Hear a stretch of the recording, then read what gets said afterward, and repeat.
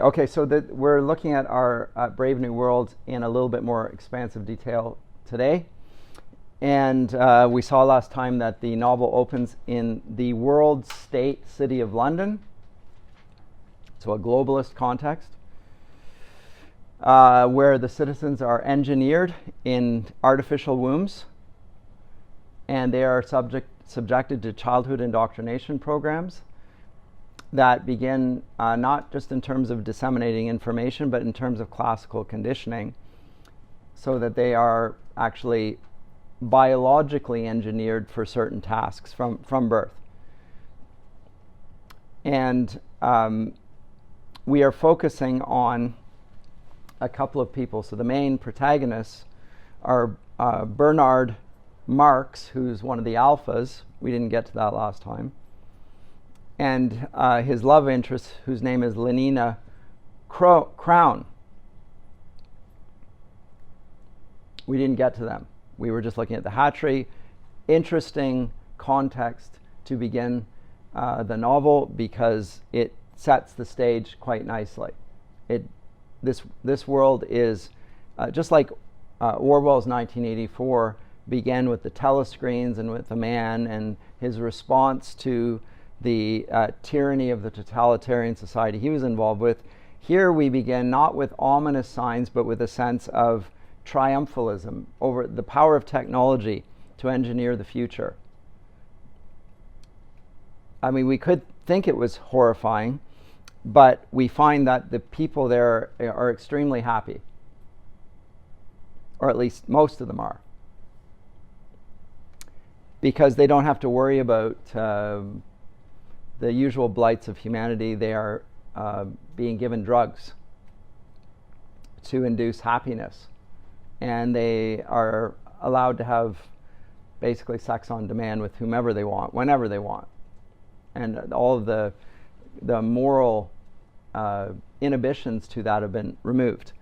Likewise, the idea of giving birth through a man and a woman having a child, that's gone. The idea of parenthood is gone. The word parent is gone. Father and mother is out of the vocabulary. And they've created a sort of distaste for the terms, even a sort of moral revulsion. Those words are unwords. So in Orwell's 1984, there was a lot of influence in language in terms of changing the view of history and making words no longer mean what they used to mean, and in fact inverting them so they mean the exact opposite. The entire account of history has been rewritten. Strong focus on language there. Here we don't see it so strongly articulated. We see it more in relation to human biology. So the words family and father and mother. And the whole notion of it becomes sort of repugnant, the natural family. Except, and again, here's where the novels are similar, where the savages live. So a place outside the context of the world state. There, they continue to carry on, have families, have the trappings of religion, a life that we would recognize as, I guess this is written in 1932, as roughly the way things are, and have been throughout human history. Fathers and mothers and children, raising their children, etc. Natural connections. Here, the natural connections that come through love, the family, the identity markers that are connected with your family, with history, right? So you can see that in the way that the Bible presents genealogies throughout. It's one generation connected to another through the means of procreation. So a common shared identity, but it comes through the family, the first family being Adam and Eve. Here we have the idea that the family's been replaced by the state and by the lab. And so the only thing that's really prohibited are the words that are related to the natural family, because that is obviously something that's going to be replaced and has been.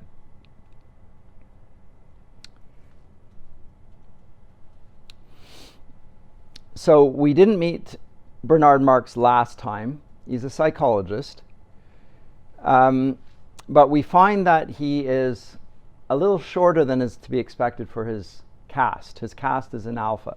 So he should be taller than he actually is. And he has a little bit of an inferiority complex because of that fact. And furthermore, not only is he got a short man's inferiority complex, he also has been doing research into sleep learning, and he has come to be very skeptical of the social order and how things operate. He does not like the way his society keeps its citizens peaceful and happy, and particularly their use of soma. Soma is a rather extraordinary drug. It seems to be a bit like a combination of Valium and ecstasy, maybe makes them very cheerful, content. They have chewing gum, which seems to work a bit like Viagra. So all sorts of means of lacing normal products with it's a psychotropic type of medication that's being given out at any point. And there is all sorts of sensory entertainment adaptation to make people take delight in things. So test tube babies, enhanced birth control, even something like, and it's not clear, but breast implants. The women are referred to repeatedly as being pneumatic with a P-N-E-U. Pneumatic, so modifications of the human physical frame. So that's the context here. Bernard Marx is unhappy with this. Even though he's an alpha, he's a substandard alpha and also a critical one. So in a sense, he is like the hero of 1984. And yet he's also different. But he's part of the elite. But he's a part of the elite that's critical of the position that he's in part because he sees some of the enormous problems that come with that. And he becomes more and more vocal about this, and critical, openly critical. And his boss contemplates sending him to Iceland because he doesn't fit in. He's not conforming. So again, you can see a lot like Winston Smith here in this man, Bernard Marx. And he has a friend whose name is Helmholtz Watson, who's a very gifted writer, but he finds that being a writer is very difficult in a society where there are no problems. So he's a creative individual. However, he finds that without any human tragedy, it's hard to talk about the great delights of life because they've achieved a sort of equality through constant happiness. But much of drama, creativity depends on a sense of excellence as well as a sense of what's terrible. So good and evil have been banished from this. It's all good. There's no evil. There's no suffering. There's no pain. How does a creative artist deal with that? Well, Helmholtz Watson finds it very difficult indeed. So it's again a very subtle way of expressing the dissatisfaction of Huxley towards this sort of future. And it's a future which he thinks is coming, in which science takes control of human nature and makes it all better. So there's this sense of perfectionism there. What Bernard does at that point is he takes a holiday, and the holiday is to the Savage Reservation in New Mexico. So here's how it departs from 1984. They actually go where the savages are.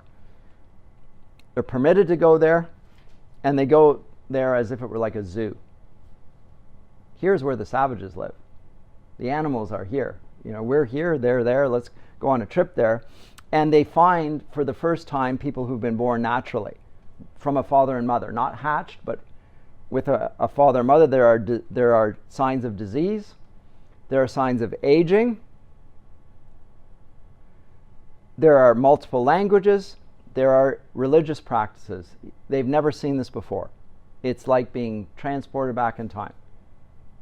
Again, for Huxley's audience, that's just the way things are now. But remember, this is in the future. It's going back to the state where this is that. So it's a way of him doing what is often presented as a hypothetical scenario. Imagine if a Martian came to Earth and looked at us now. What would the Martian think about us?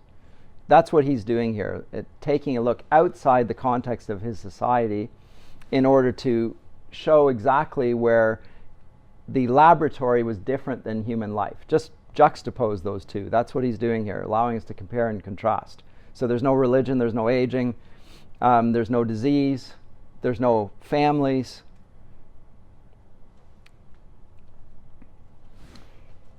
And she meets there, that is, they meet a woman whose name is Linda. And Linda has been made pregnant by somebody, a holidaymaker. Remember, Bernard and what's her name? Lenina have gone on holiday there. Somebody else had come on holiday there, and while he was on holiday there, made one of the women pregnant. Her name is Linda. And not only made her pregnant, but brought up a son. And the son's name is John. And John has been taught to read. What has he been taught to read? Well, he's read the complete works of Shakespeare. It's very interesting. And with the complete works of Shakespeare, again, Huxley's writing in 1932. He is reading, for English-speaking peoples, the greatest author in the canon of literature. He's reading Shakespeare. And he articulates himself in Shakespearean language as a result, which is rather amusing. You've only ever had access to one book, and that's Shakespeare, and all the dramas, and you speak in Shakespearean diction, and you think in Shakespearean terms. And this makes him extremely unhappy, because even in the savage world that he lives in, he doesn't fit in. So he's doubly alienated from the context of the laboratory, where they don't know Shakespeare, they don't have families, they have no history, they don't have a sense of literary greatness. Remember, again, I said Helmholtz Watson can't even express, even although he's a gifted writer, has no language to engage with a world in which there is no tragedy and there's no sense of the possibility of death. Remember, death ends usually with people dead all over the place, and the hero having avenged a great injustice in some sense. There's also no sense of comedy. The comedies, there's a marriage at the end of it. Shakespeare's comedies always have marriages, concluding right at the end, a celebration of life. They don't have marriages in the world state. They've got rid of marriages. So John is the expression of everything that the Brave New World is not, of the world state. And Linda, who got pregnant, now wants to go to London, and John does as well. And what he wants to go see is the Brave New World, title of the novel. As I say, it's the lines are taken from Shakespeare's Tempest. I'll quote them here. It's Act 5, Scene 1, lines 203 to 206. "Oh, wonder how many goodly creatures are there here," says Miranda. "How beauteous mankind is. Oh, brave new world that has such people in it." Now, when Shakespeare's Miranda says this, she means it very ironically, because she thinks that there's no evil in this world. It's when you read the play, it's clear you have a very innocent young woman that sees everything through rose-colored glasses, and we find that actually there's a great deal of evil going on the little desert island where she is. So when John says that this is a brave new world that he goes into, going back to London, we probably, if we have a Shakespearean understanding, are meant to read it ironically as well, with reference to Shakespeare. And so he's a sort of Miranda who's wondering, marveling at what she sees, but she doesn't see or we, the audience, are aware that she's not seeing very clearly. And when he goes back, he meets the director, who he met right at the beginning. Chapter 1 right away here. Is this it? Yes. The director, who he calls father. So now the plot starts to connect. So the man at the beginning, the director of the whole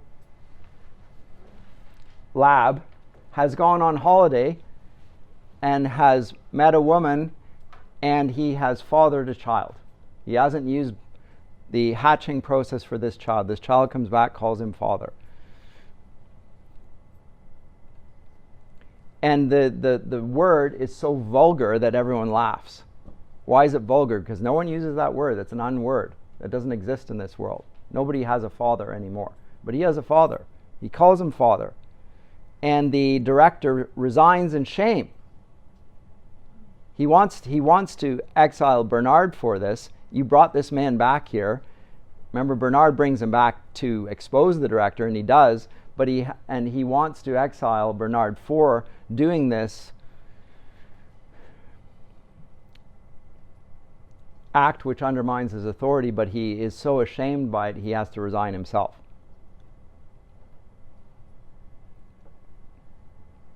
So what's interesting then is Bernard is able to further undermine the world state by introducing a natural man into the unnatural world, the unnatural brave new world, which is a very artificial world. So nature comes to avenge itself on the artificial world, the perfect world here, or at least it appears to.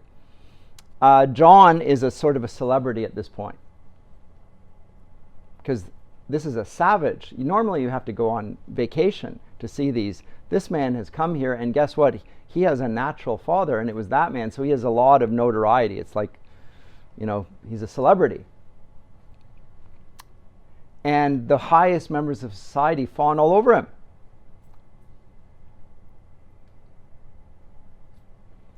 And he connects with the literary establishment further. They find, here's something we can write about. This is a man who actually has a father.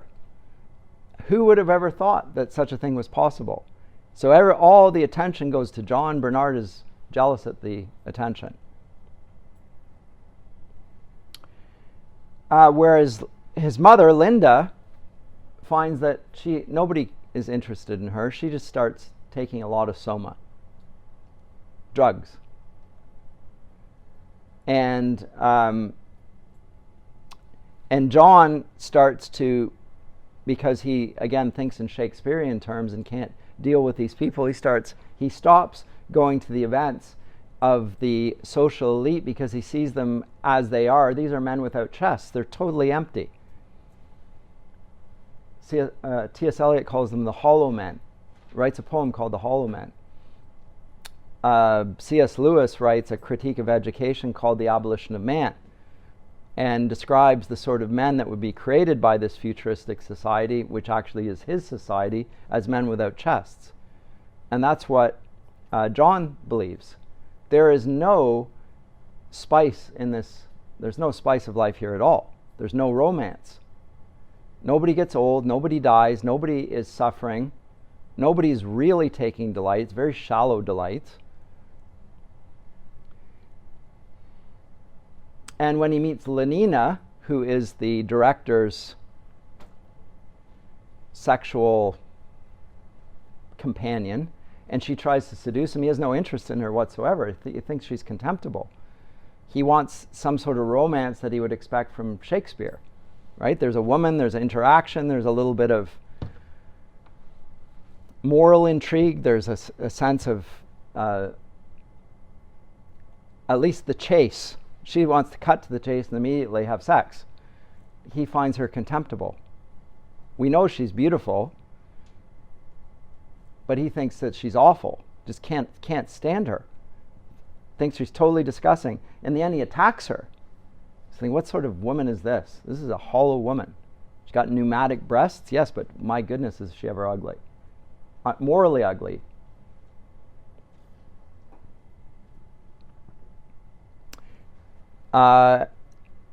And then he finds out that his mother, who's been taking the drugs, is on her deathbed. He goes to see her. And finds that the whole attitude towards death of the society also repulses him. Because he finds that children get brought into his mother's room to condition them for death and to make them not worry about death. And among other things, they're being given soma, and he tries to stop that from happening. See, he realizes that the drug that they're being given to sort of anesthetize them to pain and suffering and make them feel happy all the time is one of the problems, and he tries to stop them getting the drugs, at which point things start to deteriorate for him.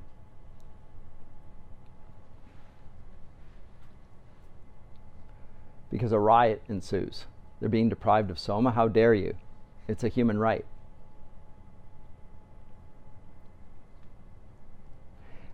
When the riot breaks out, then we get brought to one of the main people, whose name is Mustapha Mond. Haven't heard about him yet. But he is the resident world controller for Western Europe. So he is the big cheese in this area. So way up there. And he tells them, that is Bernard and Helmholtz, the writer, that they're going to be exiled for this. Why? For antisocial activity.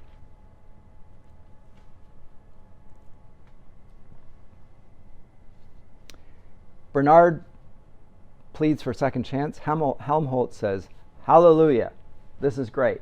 I get out of here. I get to live a real human life for the first time. I didn't want this brave new world.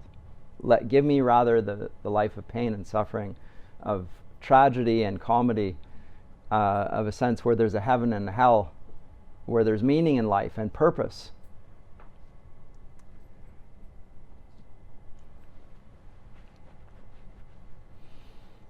By the way, he chooses the Falkland Islands as his destination. That's where he goes, just off the southeast coast of Argentina.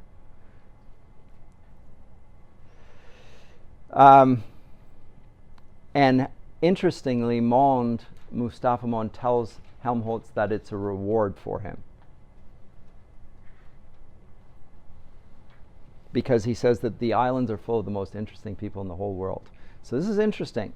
A little bit of criticism from the man at the very top. He's there in a bureaucratic position, as I said, as the resident world controller for the Western world. He's a bureaucrat. He holds the system together. He realizes these people can't fit in because they're going to disrupt the whole system. We can't allow dissenting voices. And yet he also recognizes that the society which he's overseeing is a life not worth living. And the people who are so disruptive that they can't fit in and are banished are actually being banished to a better place. So again, this is Huxley's way of critiquing a futuristic utopia in which there is no pain or suffering, in which there's no family, in which there's no history, in which there is delight all the time. And what we get at that point is a sort of a history, because Mond, unlike the rest of them, knows the history, and he tells the story of how things led to the present society and the arguments to be made for a caste system, which we began with, and also for total social control. So Mustapha Mond's speech there is very interesting. He gives the reason why this came about.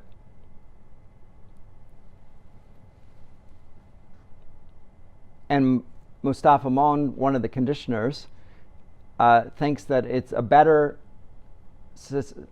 than what used to be, and John rejects his argument. John's the hero, by the way. He rejects the argument. And what Mustapha Mond says here is that your view basically comes down to this: you claim the right to be unhappy. And maybe that's not far off the truth here. He's claiming the right to be unhappy. Remember the American Declaration of Independence, life, liberty, and the pursuit of happiness, but also the antithesis, the right to pursue a life that could be unhappy. I have that right. That's the summary of his view here. So you're going to opt out of the perfectionism for a life that could potentially be unhappy. In other words, that will allow death, disease, human hardship to still exist.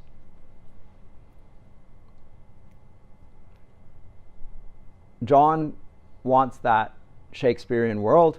Mustapha Mond, one of the conditioners, says we've got rid of that world. We're going to totally condition all of life. And it's a better future.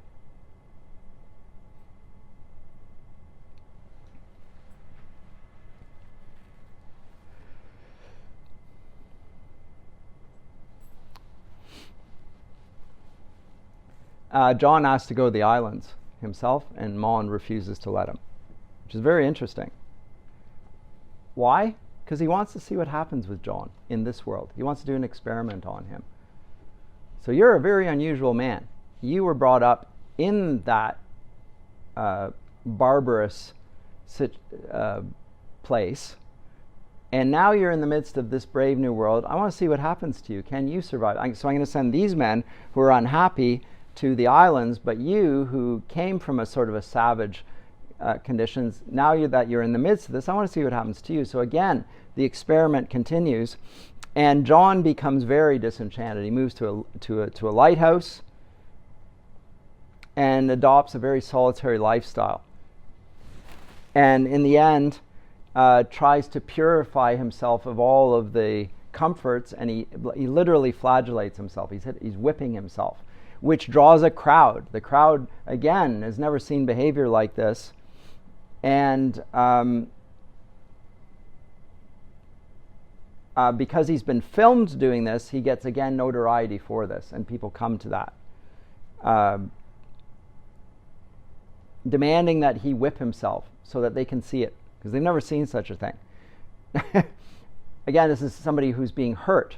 They've never seen it. Compared to Orwell's 1984, which is all about crushing humanity, here they've never seen anybody even suffer. This man is making himself suffer.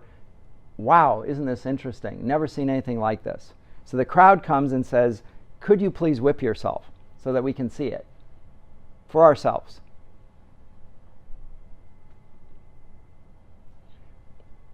And a helicopter descends, a woman comes out, it's Lenina,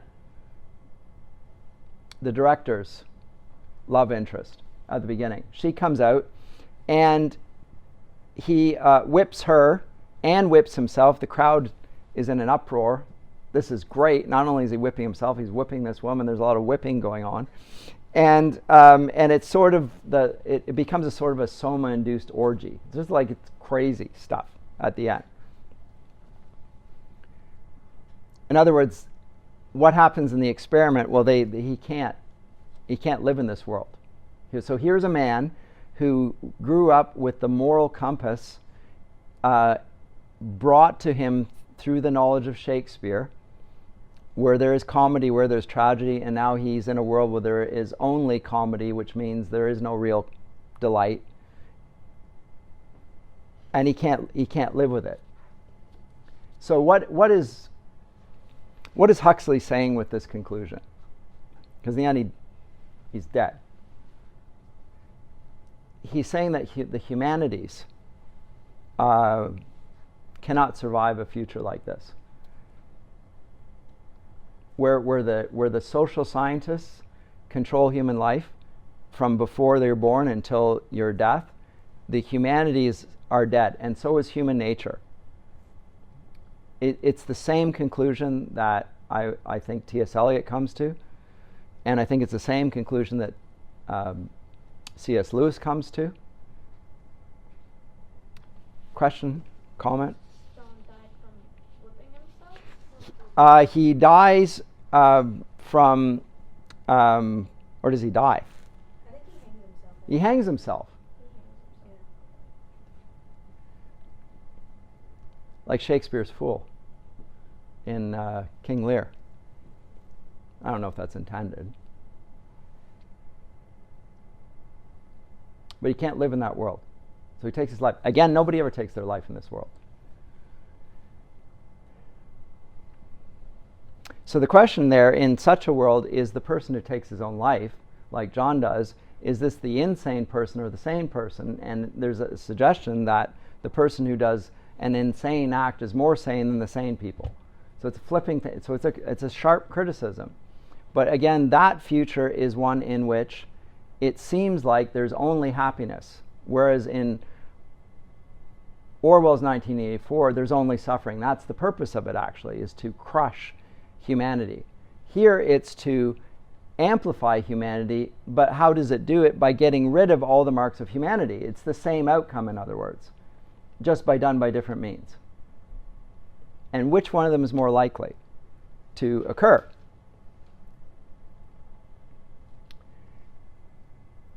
That's the question.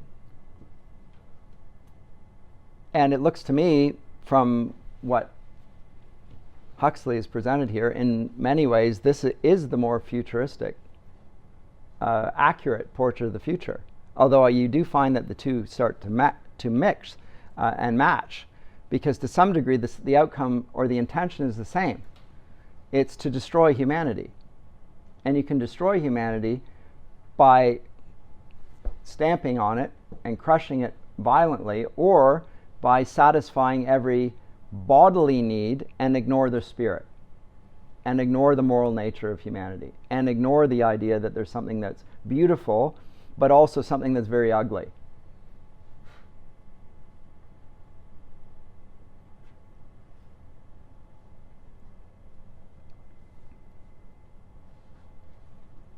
Comments or questions?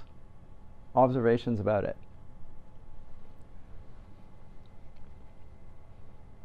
As I say, there's enhanced birth control. When Huxley writes this, there is no birth control. They don't even have the pill. They have some sort of condoms, but not really. This comes about because of the eugenics movement. The eugenics movement is all in fashion at this time. What do I mean by eugenics?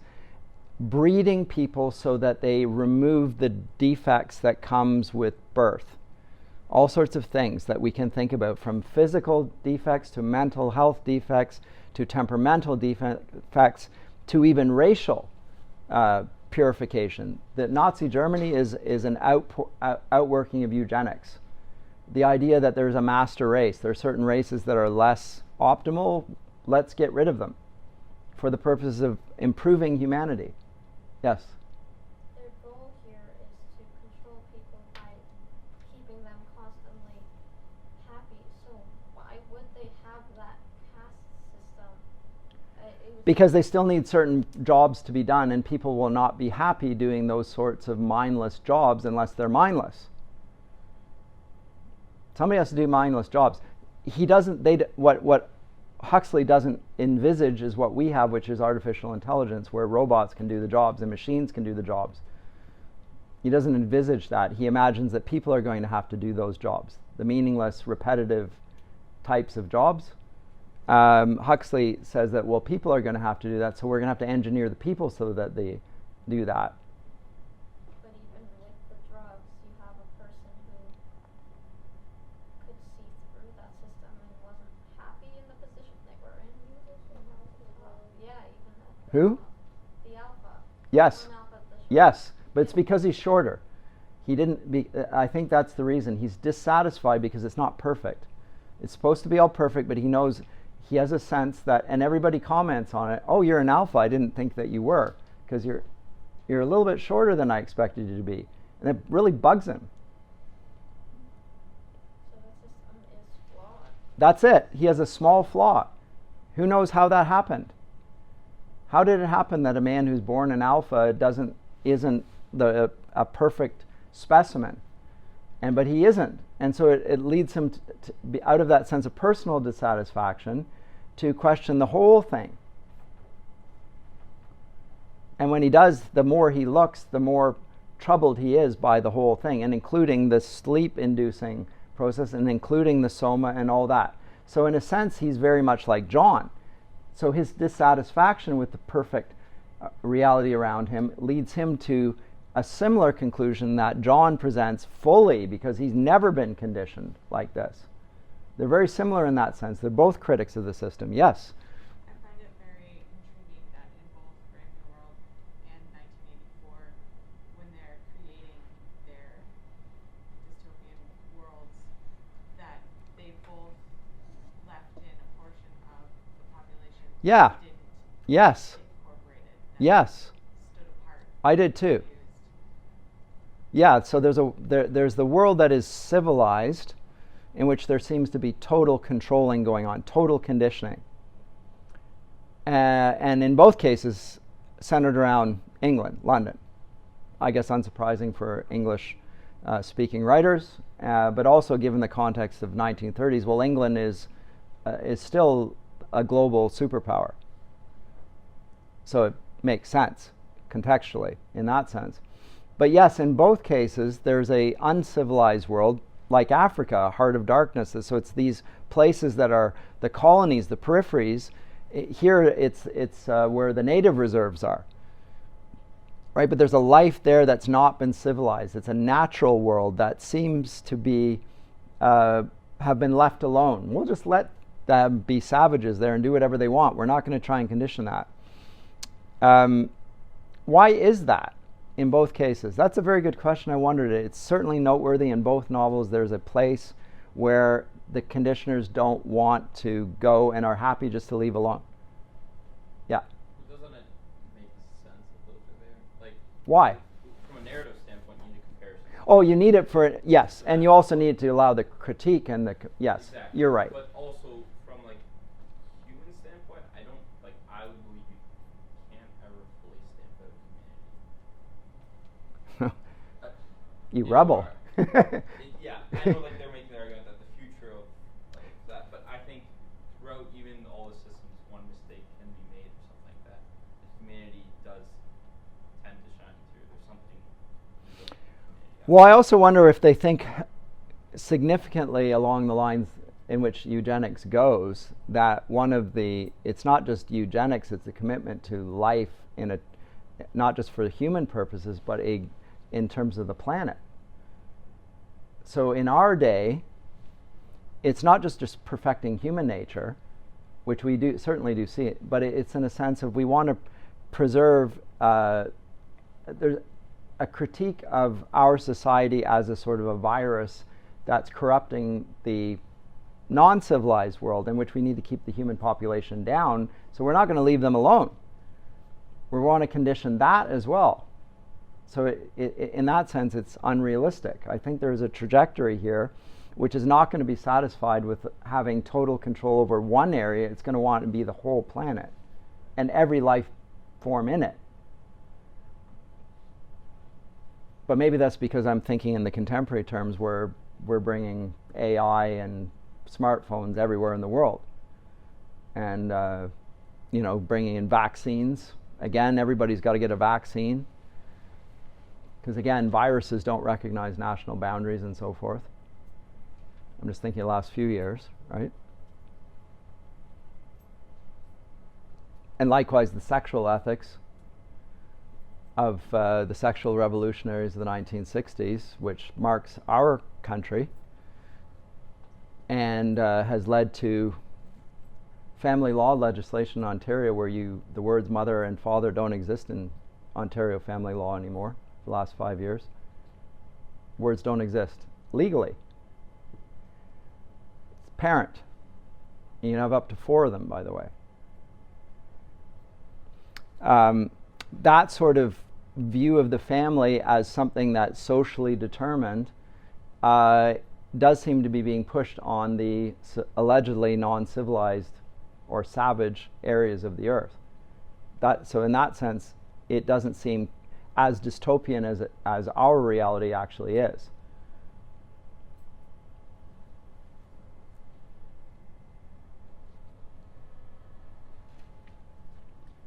But all the things they talk about here, like soma, as I say, seems a lot like Valium and ecstasy.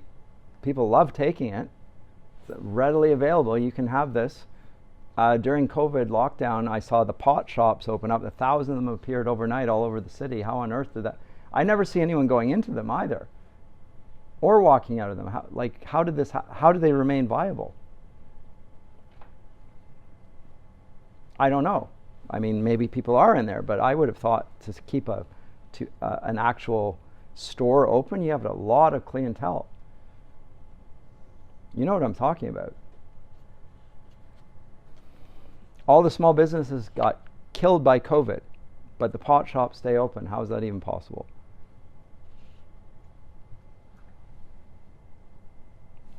Anyway. I wonder how serious Huxley was with this. I think he's parodying H.G. Wells, by the way, another science fiction writer. If you want to look for a comparable work, First Men in the Moon is one to look to. I do that in the science fiction subcreation course, in which there is, again, a caste system constructed on the moon. People or they call them Selenites. They're from the moon. Moon beings that are bred to be alphas, beta, gamma, delta, epsilon. They're bred that way. And maybe it's a bit of mockery. I don't know. He hates Huxley for some reason. But it does seem to be, there's a tinge of, more than a tinge of truth to it, because when Orwell writes 1984, he says, I agree that it is totalitarian. Our society is totalitarian, and it's going to try and control everything. And what's the way it's going to try and do it? Is it going to be through coercion and brutality, or is it going to try and seduce us and make us happy all the time? And he thinks it's the latter.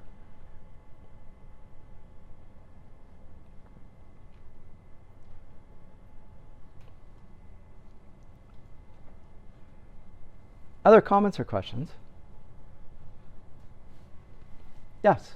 It seems as Orwell just took Brave New World and flipped it upside down. Maybe. Is it like supposed to be almost a commentary on Huxley's view? Well, he would have read it, right? Because again, Huxley was his tutor. Written 20 years earlier, he surely did read it. But again, he puts it out in 1948, 49. And why would he think that it's more likely to be a dystopian, as in brutal future? Well, it's Stalinist Russia. He's seeing what has come after the Second World War, which is the advance of technology in a very destructive way. There's the atom bomb now, which did not exist when Huxley wrote this. No atom bomb. Likewise, the eugenics experiments done on the Jews, the death camps there, like where they're, and in Stalinist Russia where they're purging their opponents. So he can see that the future is much more likely to be done through brutality. Huxley doubles down and says, no, I still think it's going to be like that like this.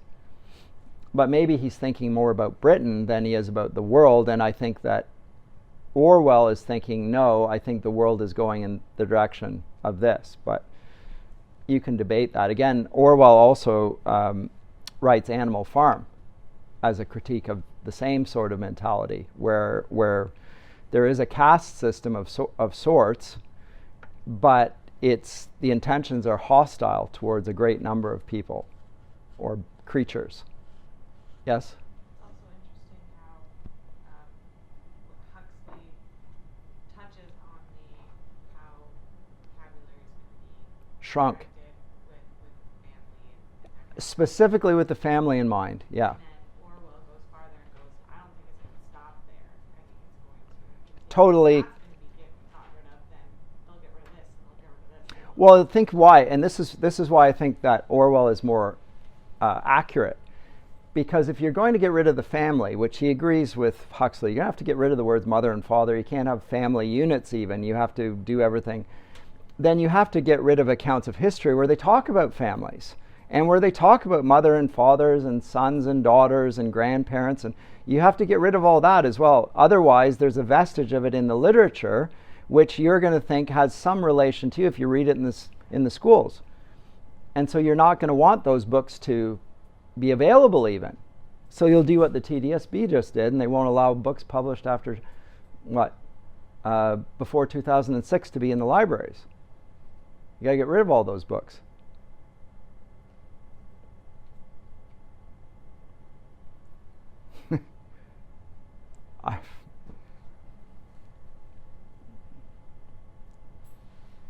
You don't have to burn them, you just have to get rid of them. I don't know what they do with them. They quietly get rid of them. Just move them off the shelves, only of contemporary literature. And contemporary literature is going to talk about a social reality in which a family can be whatever you want it to be. And so can you.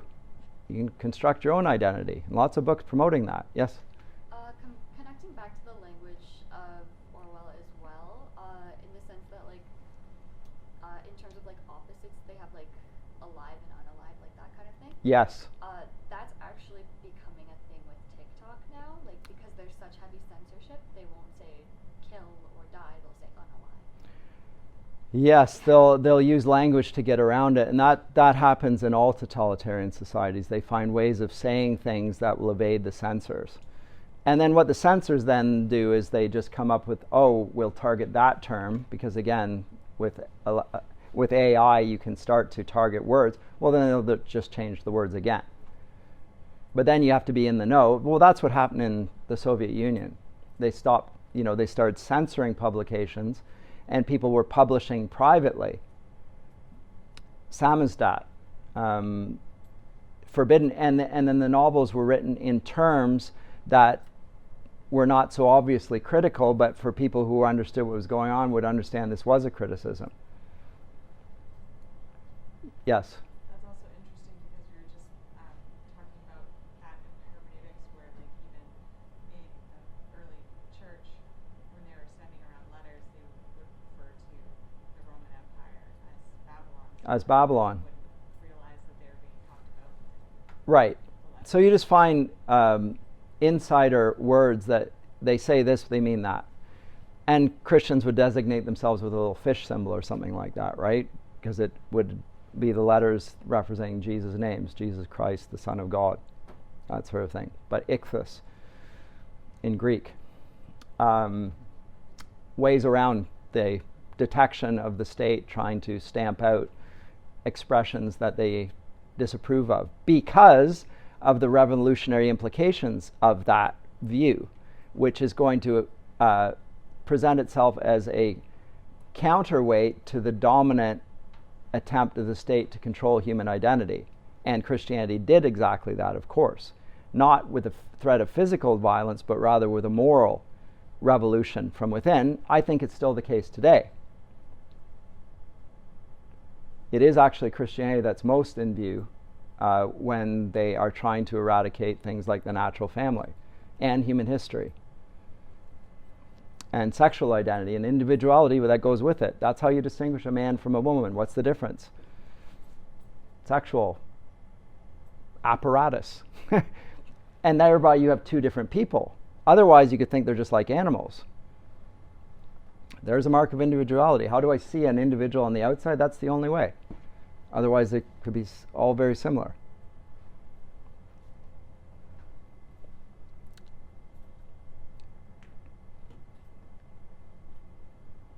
So the human person connected to having a sexual nature that differentiates him or herself from another person. We don't even use the word sex anymore in relation to biological specificity. Everybody uses the word gender. And gender can be whatever you want it to be. Whatever you self-identify, that's your gender. What does that word mean, gender? It means that your sexual identity is not your human identity. What you identify as your sexual identity, that's your sexual identity. Does it have to have any relation to your biological state? No. Does it have to be related to your creatureliness? No. Does it have to imply a creator as a consequence? No. Does it have to come from a family where there's a male and female that create? No. It's your gender, which you self-identify. You declare what it is. And nobody knows beforehand except you. All these are ways of creating a brave new world.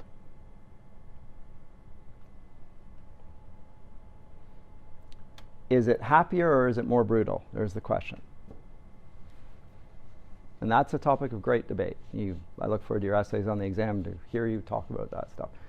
I don't think you'll solve it in one fell swoop, but it is there. Very interesting themes in connection with the whole course. And again, this is just first year English. you'll find that we dig down and get a lot more. We throw a lot more light on these topics as you go forward. But it's first year English. I hope you enjoyed it. I love the course. I think it's a good course. I think it's a great introduction to the challenges of the university in our day. Goodness, beauty, and truth, all at stake. Justice, human nature, not just religion, but human life itself is being renegotiated as we speak. It is a brave new world. I'll leave you with that.